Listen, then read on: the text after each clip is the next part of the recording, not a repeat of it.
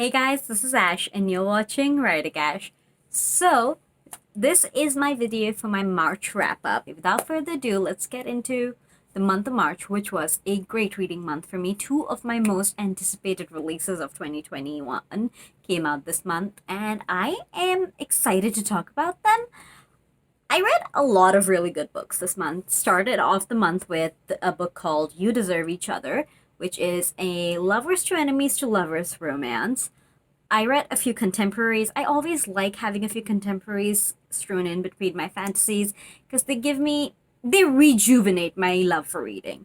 Like, fantasies are intense and they hit me more, but they can drain you if you don't like take a break. So contemporaries do just that for me. And You Deserve Each Other was basically a story about this engaged couple that kind of drifted apart and we're now playing a game of chicken to see who broke off the engagement first. And it's just a really cute, quirky romance. And I would definitely suggest you pick it up. The book is by Sarah Hogel, and it's a fantastic read. The next book I read is Opposites Attract, again, an enemies to lovers. I like enemies to lovers. You're gonna see that the next three books are also enemies to lovers.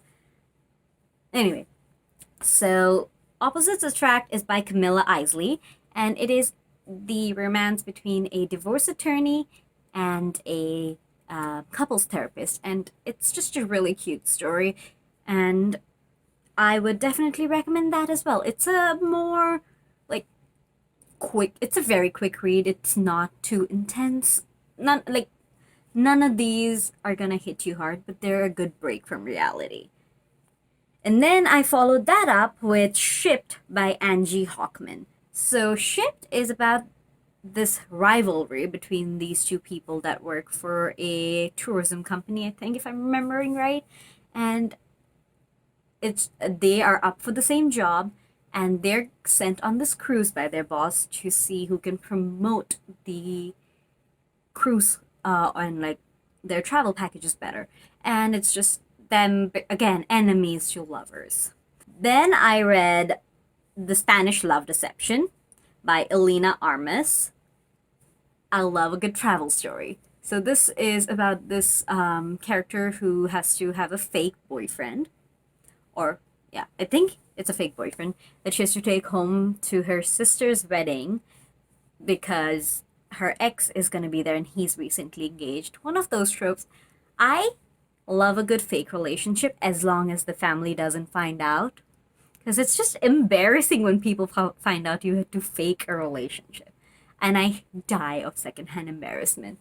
But it is a really good story, and you get to see, like, you get to see part of the story set in Spain, part in New York City, my favorite city in the world. Anyway, it was a really fun read. It was a 3-star, but it was a fun read, if you know what I mean. It was a good read, it just wasn't epic. The next book I read was one of my most anticipated releases of the year, and it met every expectation I had. And that is Act Your Age, Eve Brown by Talia Hibbert. I read Chloe and Danny's story last year, and I was blown away by Talia Hibbert's writing, and I knew I had to pick this up.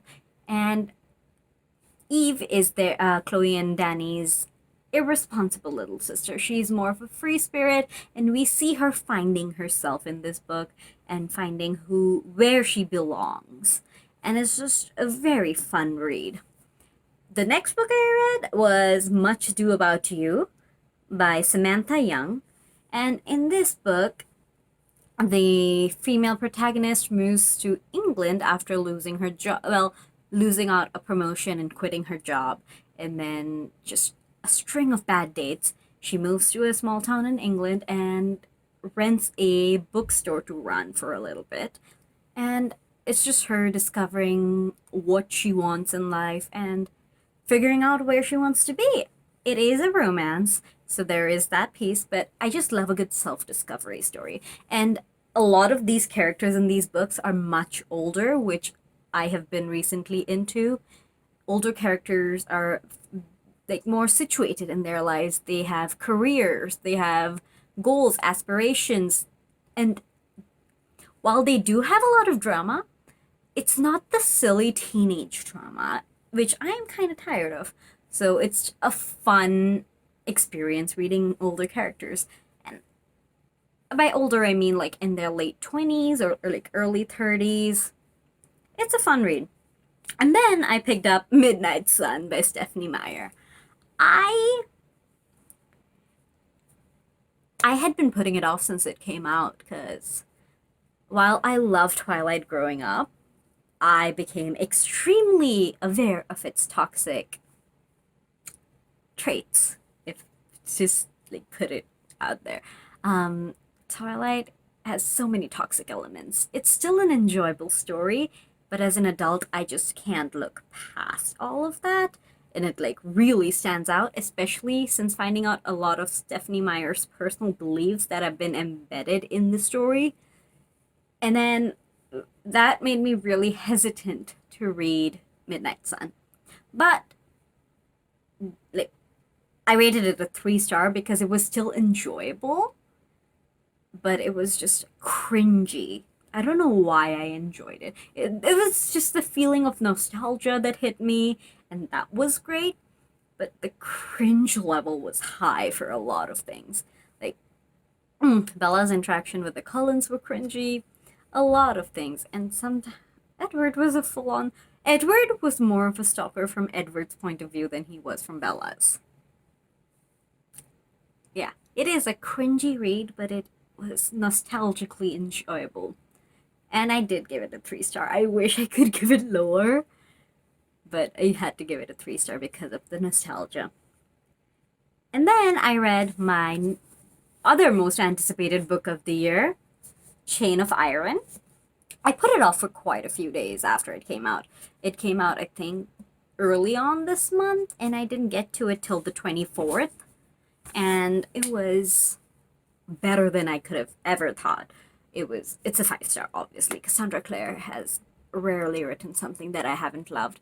I don't know if I could ever read The Mortal Instruments ever again with the thing, but everything other than The Mortal Instruments has been phenomenal, and this book was not a disappointment. Her second books are especially great, I feel like.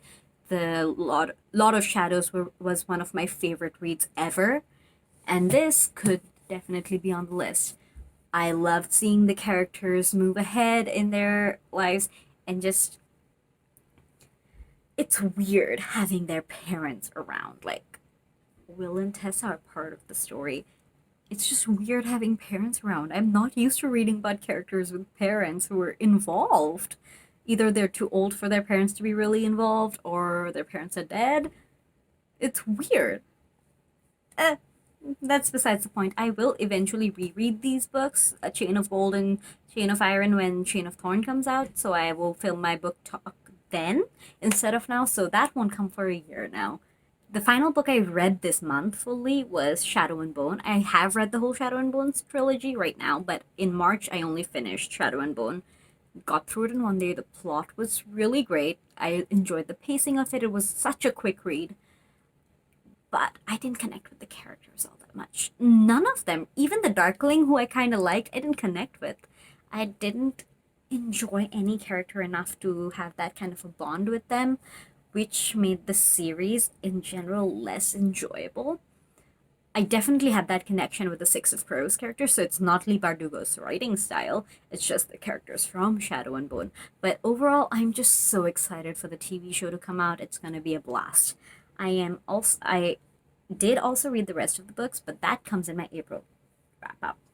Anyway, so that's it for my March wrap up, and I hope you guys also had a great reading month. I read quite a few books. I always forget how many I read, but yeah, it was a good reading month, and I'm having an okay reading month so far for April. I'm going to finish the entire Grishaverse. I'm currently reading Six of Crows, and I'm sure I'm going to be done with Six of Crows and Crooked Kingdom by next week, and I'm going to be done with everything by the TV show comes out. And I really want to get to Ember in the Ashes. I got the whole Fairy Loot collection of it, so that I'm excited about to read that special edition. Anyway, so that is it for this video. I hope you guys have a great day, and ta-ta!